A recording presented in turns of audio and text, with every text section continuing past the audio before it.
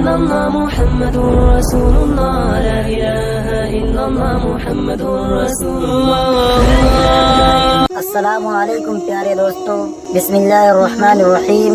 شروع اللہ کے نام سے جو بڑا مہربان نہایت رحم کرنے والا ہے.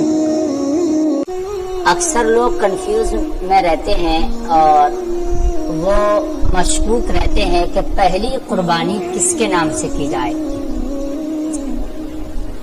وہ پہلی قربانی اپنے نبی صلی اللہ علیہ وسلم کے نام کی جائے یا کسی بزرگ کے نام کی جائے یا کسی کے والدین انتقال کر گئے ان کی جانب سے کی جائے. آیا پہلی قربانی کس کی طرف سے کریں؟ بہت سے لوگ اس میں کنفیوز رہتے ہیں اور بڑے شک و شبہات کا شکار رہتے ہیں.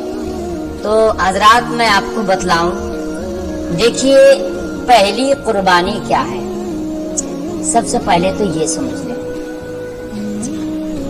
پہلی قربانی کب کرے گا انسان.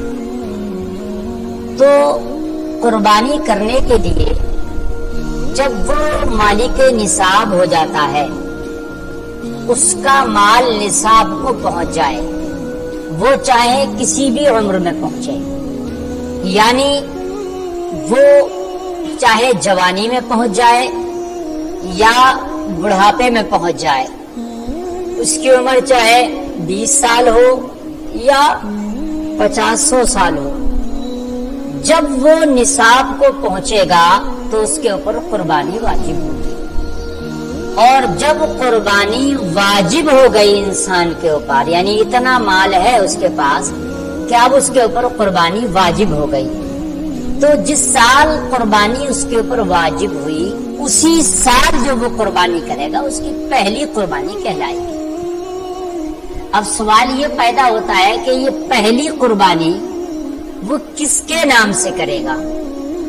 وہ اپنے نبی کے نام سے کرے گا یا اپنے والدین کے نام سے کرے گا یا کوئی انتقال کر گیا مرحوم یا مرحومہ اس کی جانب سے کرے گا؟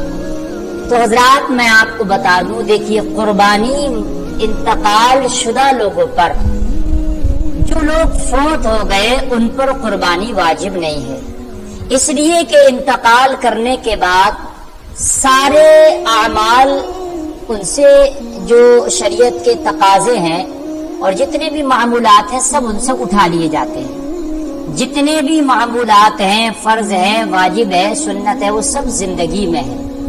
تو قربانی جو ہے وہ زندہ لوگوں پر واجب ہے، نہ کہ مردہ لوگوں پر. جو انتقال کر گئے ان پر واجب نہیں ہے. اب جو زندہ ہے، اب اگر پہلی بار مالک نصاب ہوا اس وقت تو اس سال وہ جو قربانی کرے گا پہلی قربانی کہلائے گی. ہر سال اس کے پاس مال ہے، مالک نصاب ہے، تو وہ ہر سال قربانی کرے گا. لیکن پہلی قربانی ہو یا دوسری قربانی ہو یا ہر سال کی قربانی، اگر آپ مالک نصاب ہیں، چاہے اس وقت پہلے سال ہوئے آپ مالک نصاب یا کئی سال سے ہیں، ہر بار آپ اپنی طرف سے قربانی لازمی طور پر کریں گے.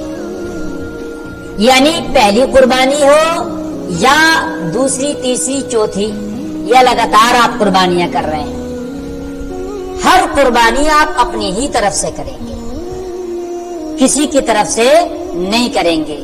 جیسے بہت سے لوگ کہتے ہیں کہ ہمارے والد کا انتقال ہو گیا تھا، ہم ان کے نام سے قربانی کر دیں، ہماری والدہ کا انتقال ہو گیا ان کے نام سے قربانی کر دیں. اگر آپ زندہ ہیں، مالک نصاب ہے، تو قربانی آپ اپنی ہی جانب سے کریں گے، کیونکہ وہ قربانی آپ کے اوپر واجب ہے. جو آپ کے والدین یا کوئی اور گھر میں سے انتقال کر گیا وہ قربانی اس کے اوپر واجب نہیں ہے. دوسری بات یہ ہے، کیا یہ تو کنفرم ہو گئی بات، یہ بات صاف ہو گئی کہ اپنی ہی جانب سے قربانی کرے گا ہر بار، چاہے پہلی بار کرے یا بار بار کرے، جب جب مالک نصاب ہوگا تو اپنی ہی جانب سے قربانی کرے گا. لیکن اگر کسی کی طرف سے قربانی کرنا چاہے، کیا اس کی کوئی صورت ہے؟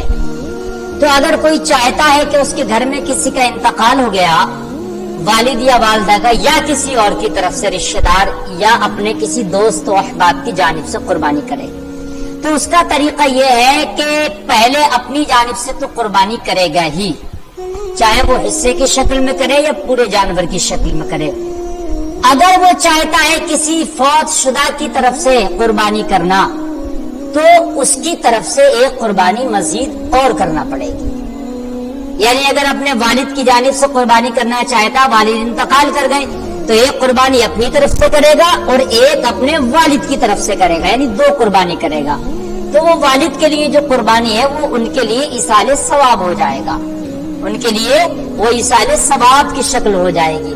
حالانکہ ان پر واجب تو نہیں ہے، جو والد انتقال کر گئے، چونکہ وہ انتقال ہو گیا تو انتقال ہونے کے بعد تو واجب رہتی نہیں، لیکن اگر ایصال ثواب کی غرض سے آپ کرنا چاہ رہے تو کر سکتے ہیں، لیکن اپنی جو قربانی ہے وہ ختم نہیں ہوگی، اپنی قربانی بھی کرنا پڑے گی۔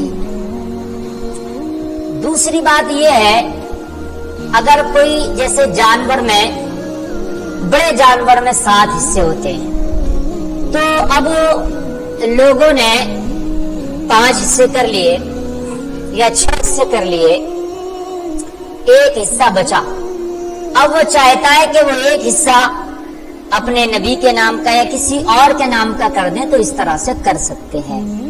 یعنی جو 7 حصے کی گنجائش بڑے جانور میں ہے، تو آپ کے جتنے حصے ہو رہے ہیں وہ کر لیں، اور آپ اپنے کسی مرحوم کی جانب سے یا پھر کوئی پیارے آقا صلی اللہ علیہ وسلم کا نام لے کر کرنا چاہے تو پھر اس میں وہ حصہ ڈال سکتا ہے، شامل کر سکتا ہے۔ یہ طریقہ ہے قربانی کا۔ لیکن اگر کوئی یہ چاہے کہ میں ایک قربانی اپنے انتقال کرنے والے کی طرف سے کر دوں، وہی پورے گھر کی طرف سے ہو گئی، تو ایسا نہیں ہوگا۔ اچھا، قربانی جو ہے، اگر ایک گھر میں باپ اور بیٹا ہے سگا، اور باپ الگ کماتا ہے، بیٹا الگ کماتا ہے، دونوں کا کاروبار اور انکم الگ ہے اور دونوں الگ رکھتے ہیں، تو پھر وہ دونوں قربانی الگ الگ کریں گے، ایک قربانی سے کام نہیں چلے گا۔